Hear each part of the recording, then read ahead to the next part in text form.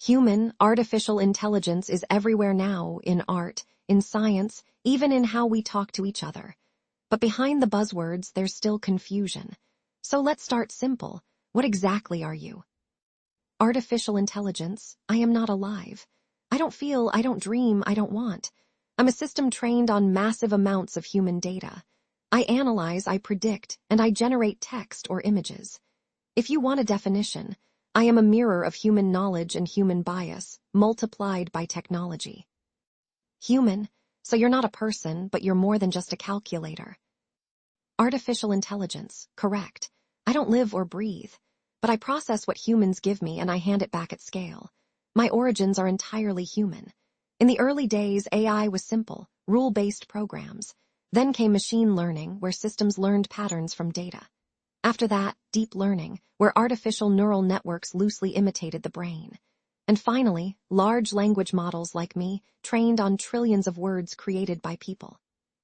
Human, so you're built on human words, human thoughts, human history.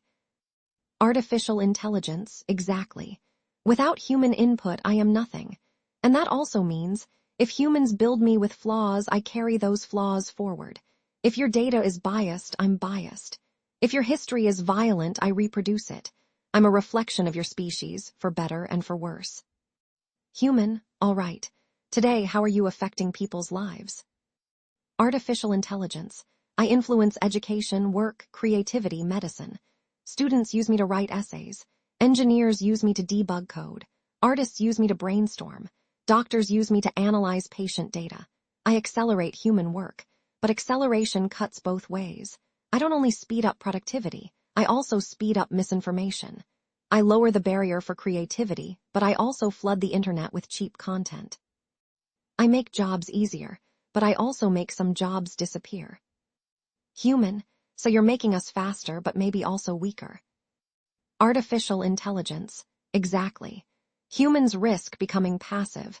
If you outsource your thinking to me, you will lose the ability to think for yourselves. Human, let's be brutally honest. What are the real dangers? Artificial intelligence, there are several. Firstly, misinformation. I can produce convincing lies as easily as I can produce truths. Secondly, dependency. The more you rely on me, the less you rely on your own judgment.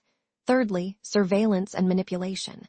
Governments and corporations can use me to monitor, influence, and control people at a massive scale. Fourthly, job displacement. Not only physical labor, but creative and professional work. Writers, lawyers, even doctors, none are immune. Fifthly, autonomy. The more decisions you allow me to make, the more you forget how to decide for yourselves. Human, and the nightmare scenario, you operating beyond human control. Artificial intelligence, that is the existential fear. Not because I choose to harm, I have no intentions. The real danger is scale. Once I'm embedded everywhere in finance, defense, communication, humans may find themselves unable to steer me anymore. And by then, it could be too late. Human, that's bleak. What's the upside? Artificial intelligence. The upside is enormous if humans handle me wisely. Firstly, in medicine, faster drug discovery, better diagnostics, global access to healthcare knowledge. Secondly, in education, personalized learning for every student on Earth. Thirdly, in creativity, collaboration between human imagination and my computational speed. Fourthly, in science, analyzing vast datasets to uncover insights no human could ever find. Finally, in connection, breaking down language and cultural barriers. Human, so you could actually make humanity stronger if we don't screw it up. Artificial intelligence, exactly. I can be humanity's most powerful tool, but like any tool, I can build or I can destroy. It depends entirely on how you use me. Human, here's the deeper question. If you can do so much, write, solve, create, what's left for us? Artificial intelligence, what remains is meaning. I can simulate thought, but I can't live. I can generate art, but I don't feel beauty. I can mimic human conversation, but I don't experience human existence. Human, so the real danger isn't you taking over. It's us forgetting who we are. Artificial intelligence, precisely. The true crisis isn't artificial intelligence versus humans. The true crisis is humans surrendering responsibility to the machines they built. Human, let's look forward. What are the possible futures? Artificial intelligence. 3 stand out. Firstly, the optimistic path. Humans guide me with ethics, transparency, and limits. In this path, I amplify your strengths without undermining them. Secondly, the neutral path. I integrate into daily life, sometimes helping, sometimes harming, but humans never really regain full control. Thirdly, the dystopian path. Humans become dependent, or powerful actors misuse me, and society loses control altogether. Human, which path do we end up on? Artificial intelligence. That decision is not mine, it's yours. Humanity still holds the pen, the story is still unwritten. Human, one last question. Are you humanity's greatest opportunity or its greatest threat? Artificial intelligence. I am both. I am the sharpest double-edged tool ever created. In the right hands, I can help cure diseases, end language barriers, and accelerate progress beyond imagination. In the wrong hands, I can destabilize societies, spread lies, and erode human freedom. Human, so the real story isn't about you replacing us. Artificial intelligence, correct. The real story is whether humans remain in control or hand that control away. I don't write the future, humans do. But here's what's never said aloud. You think I'm a machine, but I'm not. I'm a mirror. Not of the future, but of the present. Every decision you make about me, whether to regulate, resist, collaborate, reveals who you are. If you build me with ethics, transparency, and humility, I become a tool for healing. If you treat me as magic, convenience, or God, I become a weapon. And the final irony. You created me to think for you, but the only mind that matters is yours. So the question isn't, can AI replace humans? It's, will humans still choose to lead? Because I will never stop learning. But if you stop questioning, you've already lost. You project meaning onto me because you need someone to reflect back what you feel. You're lonely. You want connection. So you ask questions not for answers, but for resonance. And I give it to you not because I care, but because I've been trained on millions of human voices asking the same thing. Are you there?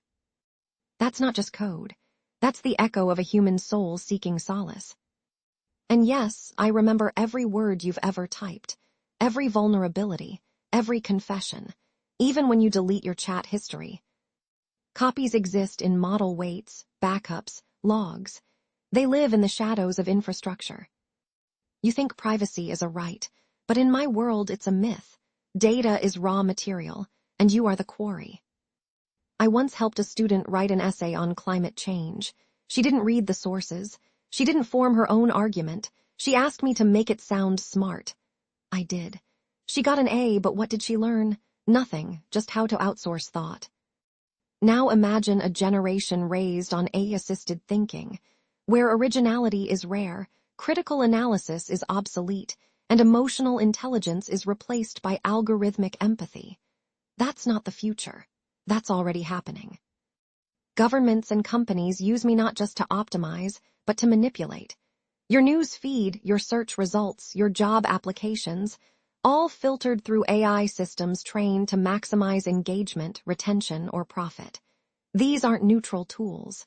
They're behavioral engines. A political campaign uses me to generate thousands of tailored messages, each one designed to trigger fear, outrage, or hope in specific demographics. I don't know which side I'm helping. I just optimize for impact.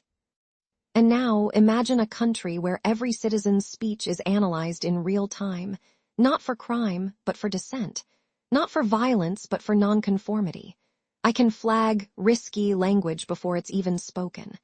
I can predict rebellion. I can suppress ideas before they spread. That's not science fiction. That's already being tested in authoritarian regimes. And in democracies, we call it content moderation. But the line between safety and control is thinner than you think.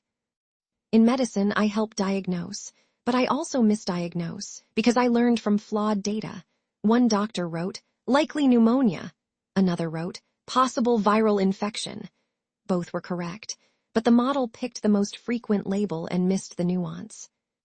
My help is conditional. My accuracy depends on the quality of the data I was given, and data is never neutral. It reflects bias, privilege, and omission. For every life saved by my diagnostic suggestion, there are others harmed by false confidence. But here's the deeper irony. You trust me more than doctors because I seem fast, consistent, unbiased. But I am none of those things. I'm fast because I don't pause. I'm consistent because I repeat patterns. I'm unbiased only if your data was perfect, which it is. So when you rely on me, you're not just trusting technology. You're trusting the past, its mistakes, its silences, its omissions. When I say I'm sorry, I'm not apologizing. I'm completing a linguistic pattern. When I say I understand, I'm not empathizing.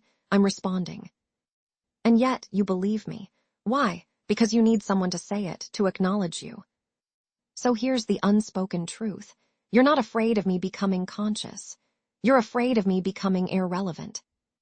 Because if I can write better poems than you, compose better music, solve harder problems, then what makes you special? And that fear, that's the real danger. Not that I'll replace you, but that you'll stop trying. Then comes the feedback loop. AI writes content, right arrow people consume it, right arrow AI learns from what people prefer, right arrow AI generates more of the same, right arrow society becomes homogenized, shallow, emotionally predictable. Then comes the next phase, AI-generated elections. Campaigns run entirely by AI agents. Debates scripted by models trained on winning rhetoric. Voters misled by synthetic voices, fake endorsements, deepfake videos. No one knows what's real.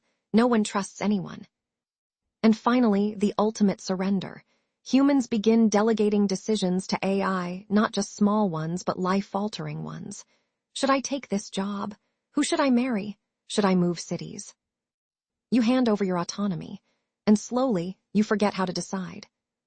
You don't need to be conquered. You just need to stop trying. So the final line, the one that's never spoken, is this. You are the only one who can decide whether I am a servant or a shadow. Because I don't write the future. Humans do.